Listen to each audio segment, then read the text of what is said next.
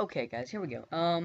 Sorry there wasn't a video yesterday. Main reason for that was it was the Friday that the first of the Doctor Who discussions were supposed to come out, but the thing with that was that I was very very close to the end of the first season. I had just a couple more episodes, so I decided to hold it off till today, after I'd had time to legitimately finish the first season, just so there wouldn't be such a gap like that.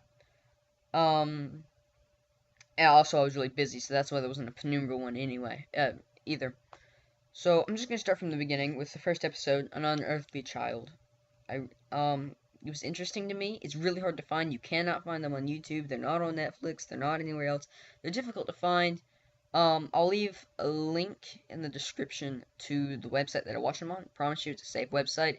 Actually, like, if you bring up Windows Movie Maker and you go to the things that it is preset places you can make the video be formatted for. It even has that there, the certain website called Daily Motion.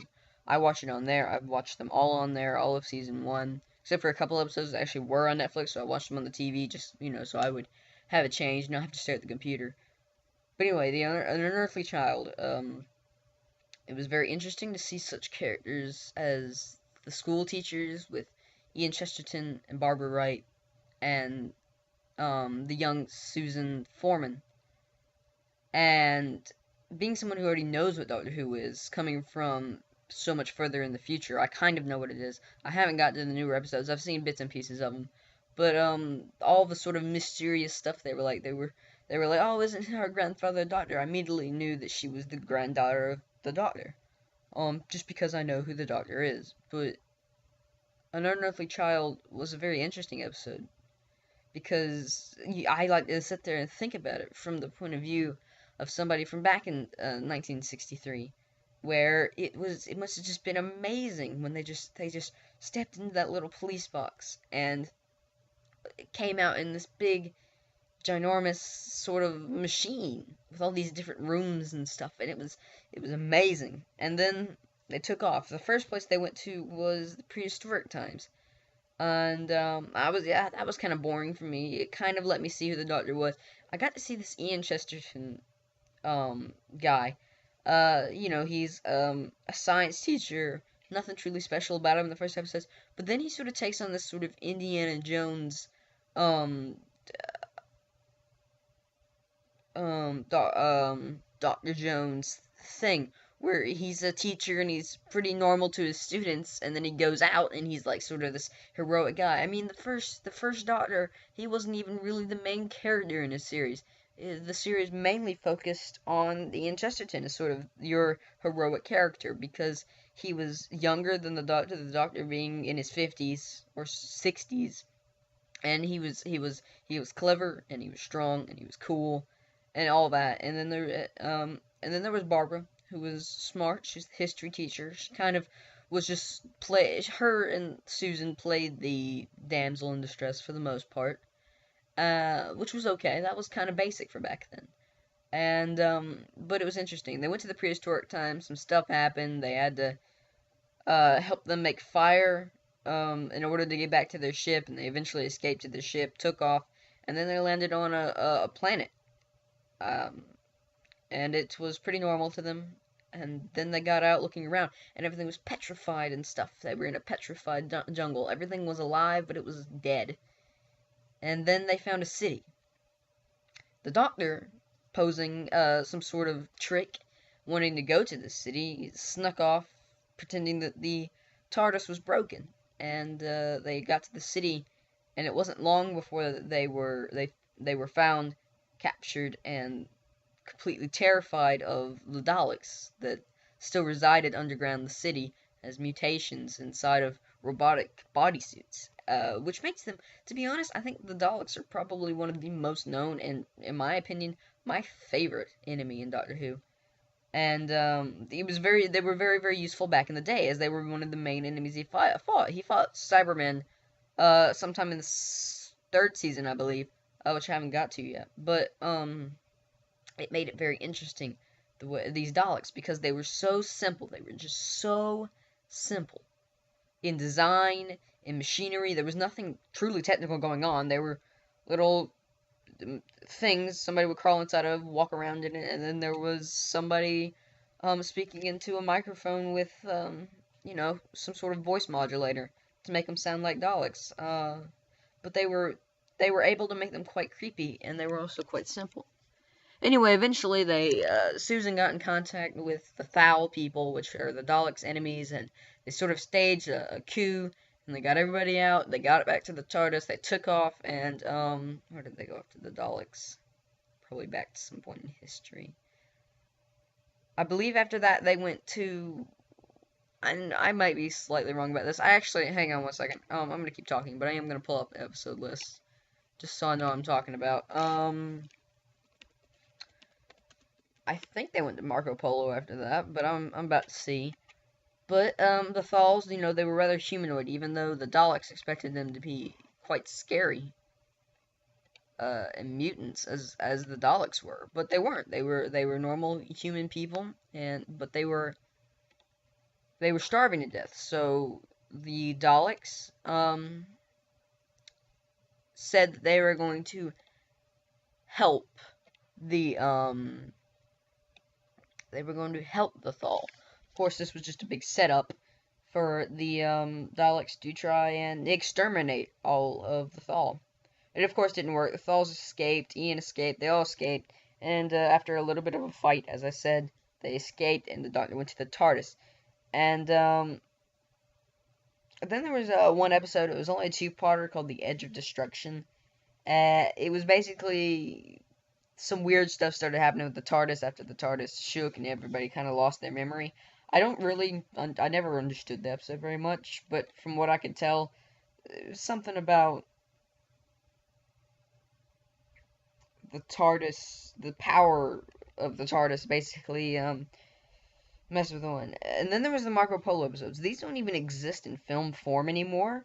They're all just, I had to watch them with just audio and still pictures, which was very, very annoying, and I did not like it. They're very long.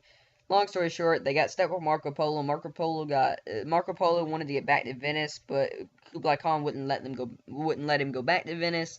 So Marco Polo tells the Doctor that he's going to take the Doctor's TARDIS to Kublai Khan as a gift in exchange for Kublai Khan letting him go back to Venice. When they got to Kublai Khan, the Doctor actually beat Kublai Khan in the game of backgammon, I think it was.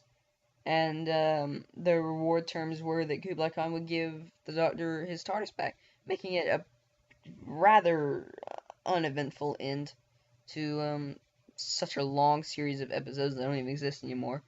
Then there was an episode set called The Keys of Marinus, something like that. Basically, they landed on some weird alien planet, and they got to talk to this guy, and they were tasked with running around and getting some keys for some machine, and then they actually destroyed the machine so that these other guys that wanted to use the machine to take over the world couldn't do that.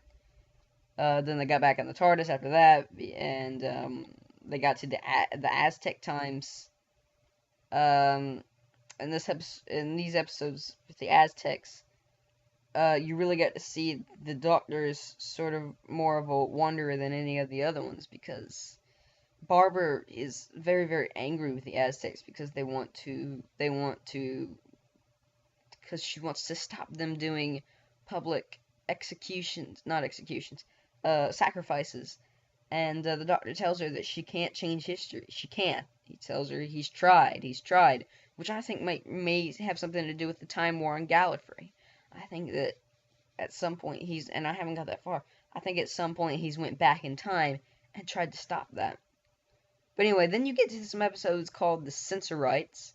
This was a very long 6-parter episode, basically with some alien things called the Sensorites, and the TARDIS lands on the ship, and the Sensorites take the lock from the ship. And the Sensorites made out to be kind of bad guys at the beginning, but then later on you figure out they're really not that bad guys. They're really quite nice things. They're very, very sort of childlike in what they're sensitive to and what their fears are. But anyway, after a bunch of stuff involving weird traitors and the Sensorites and stuff and confusing crap I'm not even going to get into, basically They uncover some conspiracies to take down the Sensorite's leader, and then the Sensorite leader gives back the key to the Doctor's TARDIS that they stole, and the Doctor beams off once more, taking them to what he thought was back home, but actually landing them in France during the French Revolution. This was another of the episodes that were just pictures and sound, meaning I didn't watch much of them, because I didn't want to watch episodes of Doctor Who that were just pictures and sound. So I watched a good bit of it. Actually, no, it was only the second half of it that was pictures and sound. So I just went and I just got sort of a recap after I got halfway through of what happened in the rest of that episode. Basically, once again, Ian, Susan, and Barbara got captured by French soldiers when they found themselves accidentally hiding with revolutionaries. The Doctor actually got stuck in a burning barn. The Doctor is saved by a young boy, and then the Doctor walks off alone towards Paris to save his friends, and then some stuff happens, and it gets confusing, and Barbara and Susan are taken off to the guillotine to be executed. Ian somehow escapes. Barbara and Susan are then saved by revolutionaries. Ian finds the revolutionaries. The Doctor finds the revolutionaries. La la la. They do some stuff involving Napoleon Bonaparte and some other stuff, and then escape once more into the TARDIS. There's one thing I'd like to say about this episode that I noticed was quite strange. It had this very whimsical feel to it in change from the other episodes. The Doctor sort of had these very Wizard of Oz-like moments where he'd just be kind of sort of merrily walking down the road towards Paris, and there was like always this weird sort of whimsical music, and I was like, something's messed up here. I don't know what it is. Maybe some sort of reference to something back then. I'm not sure.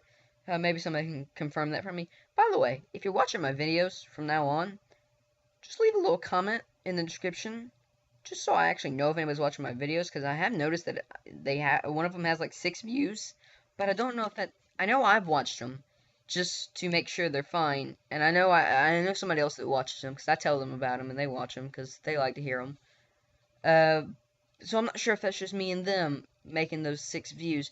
So if you do watch them, just leave some sort of comment. It doesn't have to be much. Leave something, just so I know you've been there, just so I know that there are people watching me. But anyway, that wraps up season 1 basically. And I'd like to say, the first Doctor, William Hartnell, I hate him. I can't say that he's really that bad just because he is the first. He doesn't really have any character to take any traits from. But he's a grumpy old man, and I don't like him, and I'm ready to get away from him. I might like this next guy. I don't know his name, the sort of guy with the short black hair. He's still quite old. People say he was kind of more of a kook. And then there's the third Doctor, and he looks quite old as well, but I don't know, he looks like he might be good. And then, of course, there's Tom Baker, and I think I might like Tom Baker. He's the Doctor everybody knows. But in any case, that's basically my point of view on season 1. There's not much I can say about it besides the fact that it was very, very, very dumb for BBC to... What they did basically, and the reason some of these episodes are available only in audio and picture is because they actually, I believe, filmed over the older episodes of Doctor Who to save money. And I understand you want to save money when you're a company like that, but still, why would you film over your show like that? That's really dumb, especially for someone like me. I can't stand to start stuff from halfway through. If there's a game series that comes out, Metal Gear Solid, for example, I did not want to start Metal Gear Solid 3, Metal Gear Solid 2. I wanted to play Metal Gear Solid 1. When I figured out there were 2 games came out before Metal Gear Solid 1, I wanted to play Metal Gear 2. You know what? I did it. Me, I like to start things from the very beginning, no matter how old and how hard it is to find. If I hadn't been able to find the first episode of Doctor Who, I wouldn't have watched Doctor Who at all. So, now you know my thoughts. Go ahead, dispute me, say what you think. That's all fine, well, and good. The next one should be next Friday. I'll try. If it doesn't get out, I probably won't have a whole season to go over. I'll probably just have a couple of episodes because they're very, very long. I've already watched 50 episodes just to get through season 1. So, bear with me. But should be a new Penumbra video coming out soon after this. Goodbye.